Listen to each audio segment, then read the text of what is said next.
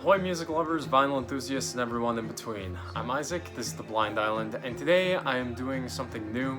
This is called Deep Listen, and I'm going to be presenting 3 albums that I've been really listening to deeply, and just kind of giving you my real, more emotional, spiritual thoughts on them.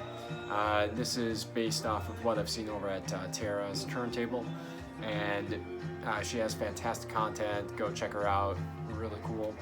But let's get started with the first one. It's actually the record that is on the turntable right now, and this one is called Logan Ledger, self-titled, and this was a Spotify recommendation actually, and something about this just speaks to me on a very visceral level.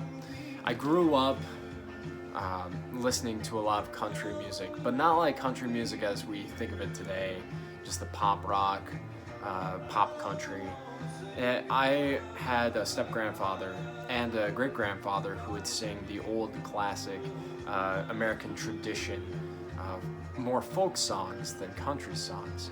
And then I fell in love with the music of Roy Orbison, Del Shannon, early Elvis Presley, Carl Perkins, Johnny Cash, basically all the Sun records.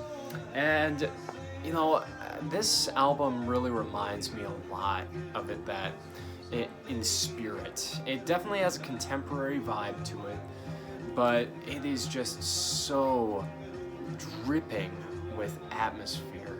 The entire thing feels as though it's completely drenched in nostalgia in the best possible way. It doesn't seem like pastiche, it seems like it's honoring a long forgotten tradition that some musicians are now starting to realize that they need to keep going. And I mean, the songs on here instantly grabbed me. The first song is Let the Mermaids Flirt With Me, and just the guitar work on there is gorgeous, forlorn, melancholy. Then it's followed up by Starlight. Starlight's this bouncy, buoyant, kind of walkabout country song, even though it's about a man's delusion of his lover, that the only time he can see her is at starlight, because they aren't really together. It's just a dream, a fantasy that he has, and it's a really interesting take on that. Invisible Blue is one of my favorite songs on here. It talks about the deep loneliness and the sadness that one feels when they're just drenched in their own depression, and that how a color can make someone feel so cold. One of my favorite lyrics from that song. Then I'm Gonna Get Over This Someday is another classic country song that really is made in a long tradition of lots of other country tunes, where I don't know how I'm going to be able to walk away from you, but eventually I'm going to have to. So this entire album is just really recommended for fans of any classic country or Americana. Beautiful production on here and just swimming with atmosphere. So very, very cool record. One that gets inside my soul very frequently. Then I'm going to talk about another record that's from a group, a member of a group that I love so very deeply.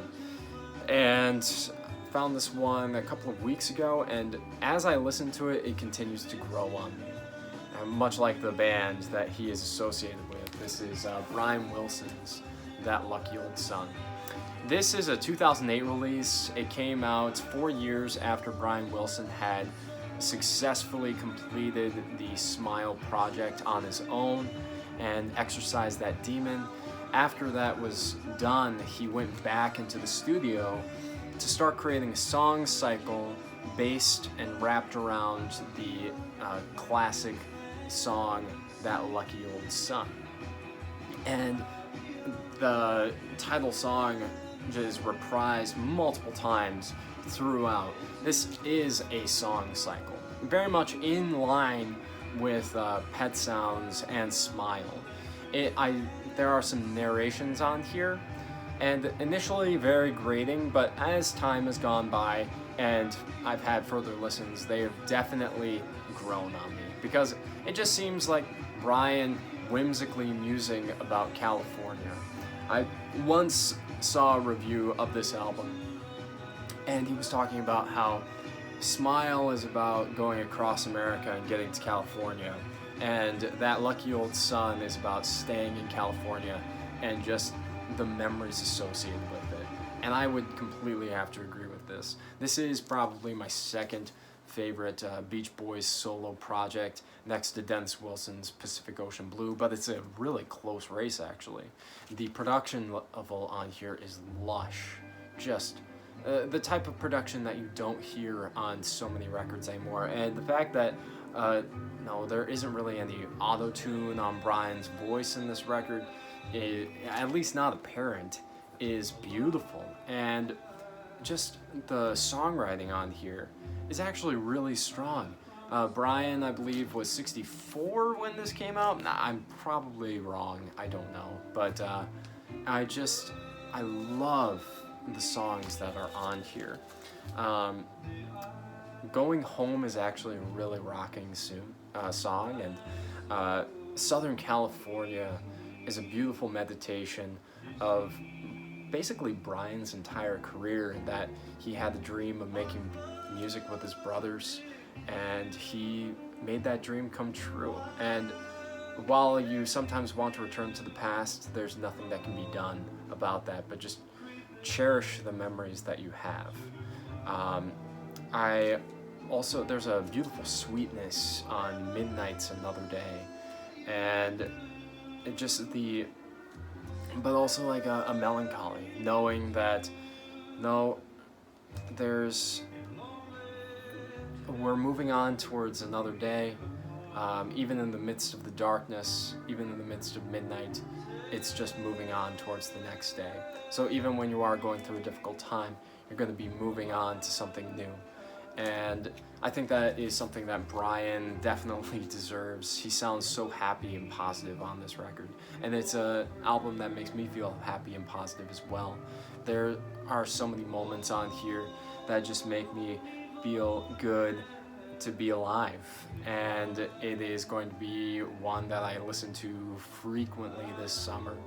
It is one that just gets into my blood, it gets into my soul, and brings a huge smile to my face. So this is a fantastic record, and one I highly, highly recommend that you give it a listen to. And now we're gonna come to the final one, and this one I have some notes for, because this record is deceptively deep. And this is the Record Store Day release of Frankie and the Witch Fingers' Brain Telephone, and I've always really enjoyed this album, but just sitting down for a deep listen a couple days before this came out really made me realize how beautiful this album really is. It's very psychedelic. I'm just going to go through a couple of my notes. The first song starts off with Brain Telephone, the title track. There's dial tone heard within the plucking strings, surf-driven guitars, and tinkling cymbals. It is very psychedelic, and there's a nice use of organ. Throughout this album, it really reminds me of a Doors record, and they sound a little paranoid in this song. And my favorite lyrics here is grow with the tones shaken in your bones and the telephone. I just love that alliteration and internal rhyme. There's a lot of that playfulness that is almost Syd Barrett-esque throughout the entire record. Learnings of the Light is there's a nice use of harmonica that leads to early a blues garage rock sound. More psychedelic lyricism is present throughout. It's very introspective, more about the inner growth through psychedelic expansion. And my favorite lyrics here are that you are the stars and how they burn. They're burning in your skin and making you exist. Then it goes to Primitive Delight. This one has an excellent groove. It's a head bopper. It's kind of a bop. And almost tribal drumming throughout reminds me of Mo Tucker from Velvet Underground. There's a nice bridge with lots of tension. And my favorite lyric from this one is, I wouldn't be so hungry for it if it didn't feed my head. Then we go to Sunshine Earthquake. This is a very fun poppy intro on this one, and lots of fuzz pedals in the tracks. Very Summer of Love type of tune. My favorite lyric here is, feel love more than you have been, sight see all of the evidence. And then we go to Microscope. This is a lot of weaving instrumentation. It reminds me of a mandala. The cover art is very apt when it comes to the types of visuals that the music makes you feel. And it also seems to segue or be a sequel to the title track because there are multiple references to dial tones. That just seems to be something that is a theme that comes up throughout a lot of the songs on this record. And my favorite lyric on here is that it tells you who you are and how your body feels, makes your lights feel groovy and your colors real. You're so real. Then we go to the sixth song, Doomed. It's about the assured destruction of humanity. Extremely catchy though, lots of rolling piano lines just slamming on the piano, and my favorite lyric is just a simple, straightforward one. There is only us, never been a them. I think that's something that we all need to internalize more and more so. And Sinister Poison, this one is a hoppy, bouncing tune. It's like confectioner's sugar. It's very light, and it's a song about the positive aspects of psychedelic expansion again. And it's not like a real thinker, but it's a really fun song. I love the lyric, hiding inside your skin, messages left from them. I think that, it again is kind of that semi-paranoid psychedelic view. And Owlsley is probably my least favorite track on here. However, my favorite, it has one of my favorite lyrics. It says, we can make it real from under the from under the lemon sun. Probably broke forever, but there's lovely weather. I just think that's a nice little lyric. And then we get to the climax of the album, in my opinion, the amazing song, Let Love Be Love. There's not much that I can really say about that. That song just speaks to my soul, and it actually has allowed me to see a lot of inner truth recently and accept some things about myself too. And the fact that, the lyrics, I can't pick a favorite lyric because the whole song is beautiful. Just go and read the lyrics for Let Love Be Love by Frankie and the Witchfingers. Listen to it.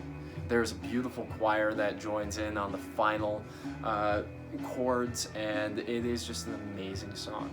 And then finally ending with Mother's Mirror. It's very spacey, reminds me of Hawkwind. Another mention of dialing in, sludgy and percussive. And my favorite lyric is, the night is young, yeah, but the vibe is to speak in tongue. And yeah, it's just an amazing record. One that is very psychedelic, it's very fun, it's very poppy, but there are moments of really transcendental lyricism found throughout. So I would just go listen to it. It's amazing, it's incredible. So guys, that was the first in this series of deep listening. Let me know if you like this. Give me some ideas for some records to pull in the future.